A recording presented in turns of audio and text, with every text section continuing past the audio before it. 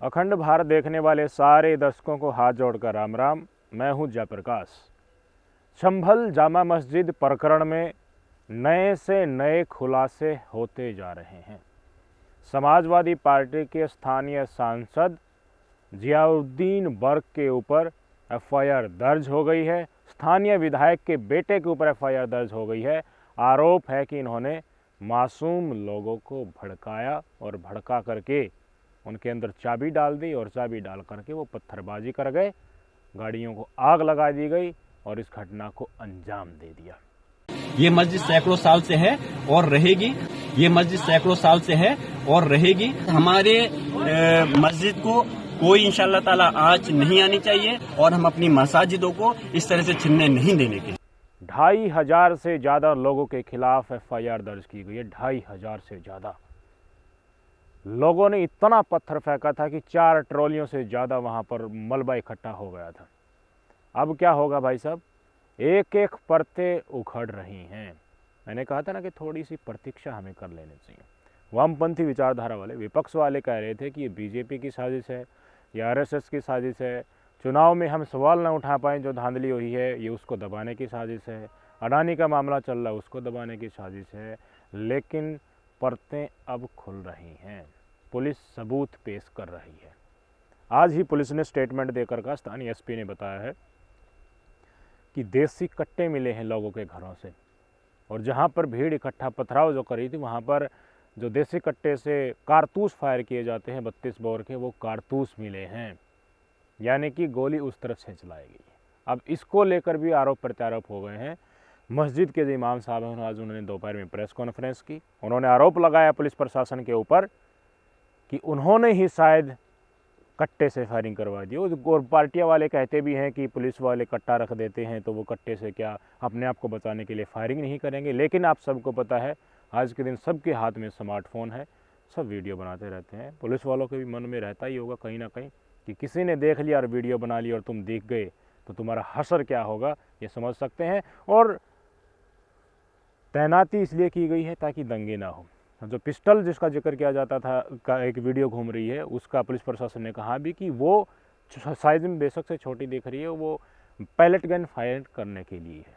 लेकिन इमाम साहब ने जो आरोप लगाया सोशल मीडिया के ऊपर, उन्होंने प्रेस कॉन्फ्रेंस कर दी सभी पत्रकारों को इकट्ठा करके और कह दिया कि जो स्थानीय एसडीएम है वो आई थी, उन्होंने कहा कि मैं पानी चेक करूँगी, पानी की गहराई जो एक अंडरग्राउंड पॉन्ड जो बना होता है उसका गहराई चेक करनी थी। ऐसे ही मापने के लिए किसी ने कहा कि ऐसे ही डंडी से लकड़ी से नाप लीजिए, नहीं माने। उन्होंने पानी निकलवा दिया हौज से, मस्जिद से बाहर गली में पानी चला गया और पानी को देख करके लोग आक्रोशित हो गए, फिर पत्थरबाजी होगी। ये बात इमाम साहब ने कही। अब उन इमाम साहब को भी पुलिस ने गिरफ्तार कर लिया क्योंकि उन्होंने कुछ आरोप लगाए। उन आरोपों के चलते वो उसी दिशा में बोलते हुए नजर आए जो वामपंथी विचारधारा वाले बोलते हुए नजर आए। क्यों? क्योंकि उन्होंने इमाम साहब ने कहा कि गाड़ियाँ, पुलिस ने ही अपनी गाड़ियों को आग लगा दिया होगा। पुलिस ने बताया था ना कि गाड़ी जिनके ऊपर पुलिस लिखा हुआ था चुन चुन कर उनको आग लगा देगी। पत्थरबाजी के ऊपर कोई स्पष्ट ये नहीं ले रहा कि देखिए हाँ पत्थरबाजी हुई है, किस कारण हुई है। जो गाड़ियों में आग लगाना और स्थानीय जगह से हथियार मिलना, घरों से हथियार मिलना, पहनी चीज़ें मिलना, ये एक बड़ा प्रश्न चिन्ह खड़ा कर रहा है। और जिन सांसदों के ऊपर, विधायकों के पुत्रों के ऊपर एफआईआर दर्ज हो रही है वो तो किसी और ही तरफ इशारा कर रही है कि ये मसला था क्या। आम मुसलमानों को भड़काया गया, इसके निर्देश मिल रहे हैं। मैं तो एक बाइट आपको सुनाना चाहूँगा, वो बाइट आप देख लीजिए। पुलिस प्रशासन के हाथ में एक पैनी चीज़ है, हाथ में रख करके दोनों तरफ जो पैनी होती है फटाफट मारने के लिए जो काम आते हैं, वो घटनास्थल से रिकवर हुई है। पुलिस दिखा रहे हैं, एसपी साहब दिखा रहे हैं। जब फोरेंसिक टीम द्वारा मौके पे कल देर रात्रि जब सब लोग चले गए थे, इस तरीके के वेपन उनके वहां से घटनास्थल पे जहां पे कई सारे चप्पल जूते पड़े थे उनके बीच में ये भी बरामद हुआ है। हैं कि आप भीड़ के जो बलवाई थे, पत्थरबाज थे, उनका क्या मकसद था, उनका क्या उद्देश्य था। पुलिस वालों के पांव में गोली लगी है और इस तरीके की ये जो है जो उनका जो उद्देश्य था। इतना ही नहीं, पुलिस प्रशासन अब वीडियो भी जारी करने लगा है। जो ऊंचाई से वीडियो बना रहे, ड्रोन से वीडियो बना रहे थे, उन वीडियो में तो और पत्तल खुल रही हैं। जो दंगाई थे, जो पत्थरबाज थे, जो उपद्रवी थे, उन्होंने मुंह के ऊपर रुमाल बांधा हुआ है और टारगेट करके जो मस्जिद वाली गली है, वो मस्जिद के पास ही जो गाड़ियां खड़ी हुई थी प्रशासन की, उनको तोड़ रहे हैं, फोड़ रहे हैं, आगजनी कर रहे हैं। ये वीडियो देखने के बाद आपकी शक की सुई जरूर घूम जाएगी। और जिस तरीके से अखिलेश यादव, राहुल गांधी, हाँ राहुल गांधी का भी ट्वीट आ गया है, असदुद्दीन ओवैसी, प्रियंका गांधी, चंद्रशेखर रावण, इंडी गठबंधन के जितने भी दल कह रहे हैं कि ये बीजेपी आरएसएस के द्वारा प्री प्लान था, ये तो चीज़ें अब उल्टी होती नज़र आ रही हैं। वीडियो देखने के बाद तो नज़र ये आएगा कि स्थानीय प्रशासन तो वहाँ जो टीम सर्वे करने आई थी उनकी सुरक्षा में पहुंचा था, लेकिन स्थानीय मुसलमानों को जो मस्जिद इर्द गिर्द रहते हैं उनको पहले ही भड़काया जा चुका था। क्योंकि जो जैन साहब हैं वकील, इससे पहले 19 नवंबर को वो सर्वे करके गए, तो उस समय पर उन्होंने बताया भारी संख्या में भीड़ इकट्ठा हो गई थी, बच गए थे बाल बाल। और अब की बार तो वो भीड़ 3 से 4 हज़ार की संख्या में बताई जा रही है। तो भाई साहब वो वीडियो देखिए और आप अंदाज़ा लगाइए कि जिस तरीके से पुलिस प्रशासन ने स्थानीय समाजवादी पार्टी के सांसद बर्क साहब के ऊपर एफआईआर दर्ज की, विधायक के बेटे के ऊपर एफआईआर दर्ज की है कि इन्होंने भड़काया था और उनके भड़काने के प्रत्युत्तर में ही ये हंगामा हुआ है और लोग मारे गए हैं। तो क्या उनका आरोप सही नहीं है? पुलिस की वीडियो जो जारी की गई है, उपद्रवी जो लोग कर रहे हैं मस्जिद के बगल में ही, और इमाम साहब रिक्वेस्ट कर रहे हैं कि अल्लाह के नाम से आप वापस से ले जाइए, ये उपद्रव मत कीजिए, हुर्दिंग मत कीजिए, सर्वे हो चुकी, लेकिन फिर भी नहीं मान रहे। वीडियो देखिए आप। मेरी तमाम मुस्लिम भाइयों से गुजारिश है कि सर्वे का काम पूरा हो चुका है और सर्वे टीम जो है वो बात की जा रही है और बहुत खूबसूरती के साथ हमारा मतलब ये सर्वे हो गया है। आप किसी तरह की परेशानी मत हो, आप अपने अपने घर चले आओ, अल्लाह और अल्लाह के रसूल के वास्ते। मैं बहुत गुजारिश करता हूँ आप लोगों से, अल्लाह के वास्ते घर चले आओ घर।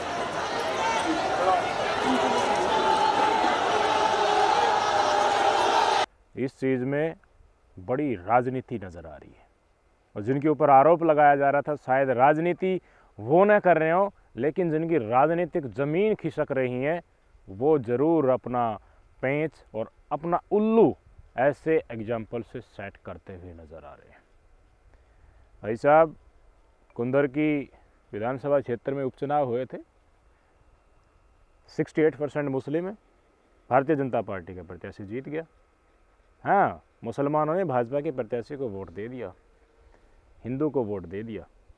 अब दिक्कत हो गई है समाजवादी पार्टी को और तमाम वामपंथियों को कि मुसलमान तो धार्मिक कट्टरता से और इस अंधेपन से बाहर निकलने लगे हैं, भारतीय जनता पार्टी की स्कीम का फ़ायदा उठाते हैं। जो स्कीम भारतीय जनता पार्टी सबका साथ सबका विकास नाम से सबको बराबर तौर पर देते हैं, उस बात को वो स्वीकार करने लगे हैं।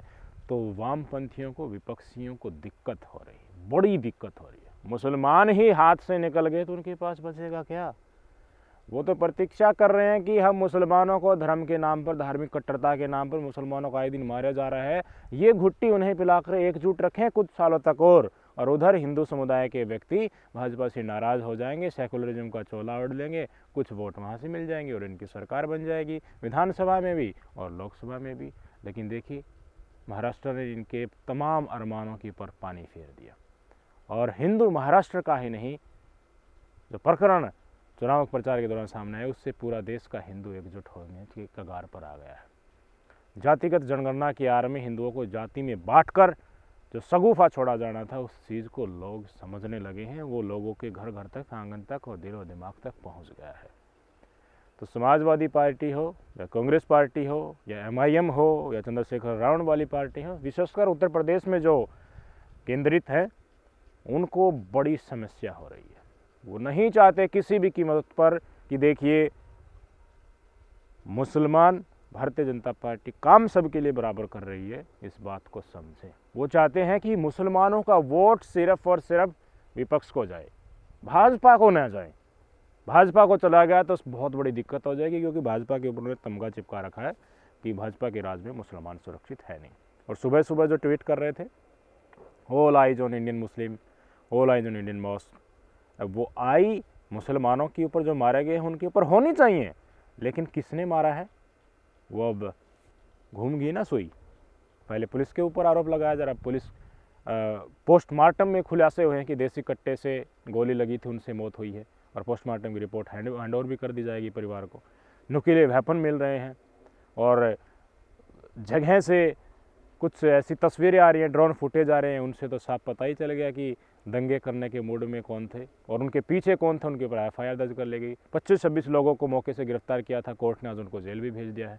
उनको रिमांड पर लेंगे तो वो सब बता देंगे। अब पुलिस ने एफआईआर दर्ज की है तो कुछ ना कुछ जो दंगाई हिरासत में आए हैं उनसे तो इनपुट लिया होगा ना, इसलिए स्थानीय समाजवादी पार्टी सांसद के ऊपर एफआईआर दर्ज की गई है। अब बिल बनाने लगे हैं अखिलेश यादव भी, कह रहे हैं कि हमारे सांसद तो संभल में थे ही नहीं।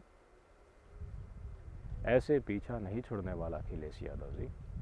चंद्रशेखर रावण भी जा रहे थे घटनास्थल की तरफ, भागे जा रहे थे, पुलिस ने रोक लिया। वहाँ जाकर क्या बयान देते आप?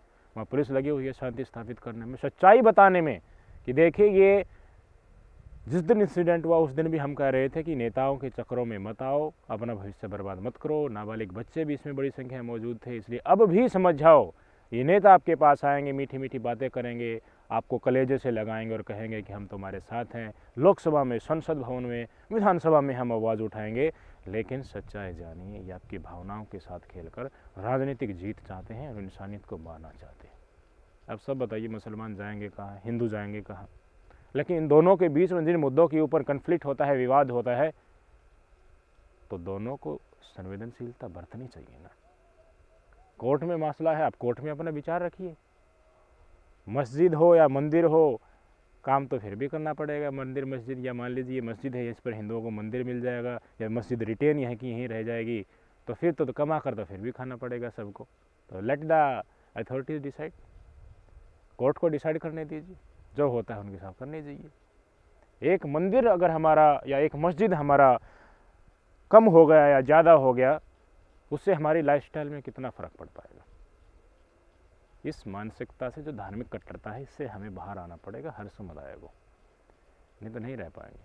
कितनी सारी मस्जिदें सर्वे होते रहेंगे और हमारे लोग ऐसे ही आपस में लड़ते झड़ते, ये छोटा स्वरूप था, इसका बड़ा स्वरूप भी देखने को मिल जाएगा, तो सारे देश में हो जाएंगे।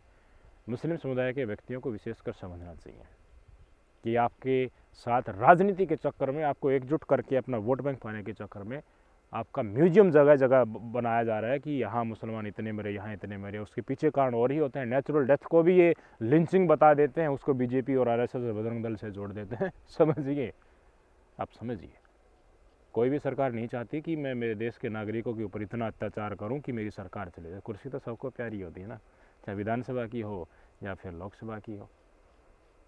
आप यही बात समझ लीजिए। अगर बीजेपी आरएसएस जानबूझ इस तरह के मसले करवाती तो भाई साहब इसमें कोर्ट कहाँ से बीच में आ जाता। आपको समझने की ज़रूरत है और सच्चाई को जानने की ज़रूरत है। ऐसे इंसिडेंट फिर आगे न हों, इसलिए अपने आप को संभालने की ज़रूरत है। नमस्कार।